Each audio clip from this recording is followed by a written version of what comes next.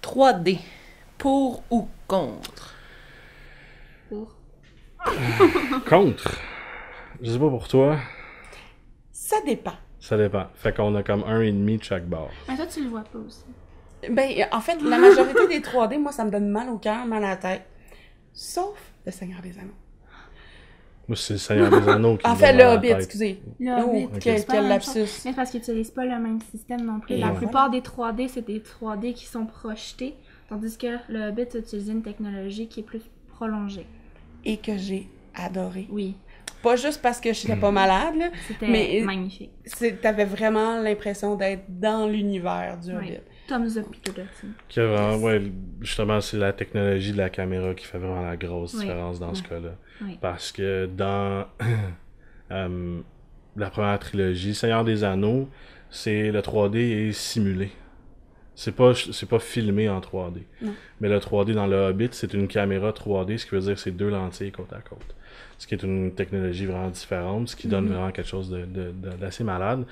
Puis il y a aussi le fait que le Hobbit a été tourné en 76 frames secondes, Oui. ce qui est Oui. beaucoup plus smooth, surtout en 3D, parce que tu vois, les deux yeux vont capter l'information, puis à 30 frames par seconde, t'as quand même des skips. Mais à 76 frames par seconde, c'est très smooth, fait que ça va déjà mieux. Puis encore là, on parle d'un film dans lequel le 3D fit. C'est un film dans lequel on veut voir plus l'univers, on veut voir plus le décor, on veut Ben, voir je suis ce que d'accord, les je suis pas elfes, d'accord, les nains parce ont que forgé. le 3D, je trouve que c'est une gimmick. C'est quelque chose pour nous faire « Hey, va au cinéma, tu vas voir ça en 3D. » Mais au moins, ben aujourd'hui, les 3D sont aussi disponibles à la maison pour certaines télés. Oui, totalement. Donc, c'est moins ça. Mais en même temps, c'est vrai que maintenant, plus là, avec la salle ESV qui est sortie au cinéma Saint-Eustache, puis il y en a à Montréal, je crois. Que c'est dans le fond le. Non? ESV? Non, ben, ESV. c'est, en tout cas, avec plus de sensations, avec les super chaises là, qui te Ah, donnent... je pense il y a- qu'il y en a une au quartier 10-30, à Longueuil, à Ça se Brossard, peut. excusez. Mais c'est ça, donc dans le fond, avec la salle ESV, le son est décuplé, la salle est plus grande, la taille de l'écran est plus grande, puis le 3D est plus clair. Mais en même temps, ça fait pas un peu Dragon Ball, c'est toujours plus fort, toujours plus gros, Oui. toujours plus... Tu sais, en plus, Mais il y a eu des La plaintes qualité comme pendant d'image, ça, je trouve ça c'est vraiment important. Mhm. Tu sais, du beau blanc, du beau noir, à l'écran, ça paraît vraiment génial. Moi, j'ai mis cette question-là dans le tas parce que je suis allé voir Mad Max en 3D. Puis, en revenant ici, on est allé écouter les bandes annonces sur la télévision. C'est plus beau sur ma télé qu'en 3D. Parce que le 3D, par défaut, va chercher la profondeur de champ, un paquet de trucs, mais ça noircit l'image aussi. Ça vient déjà un peu moins foncé, les blancs sont moins purs, les noirs sont moins purs.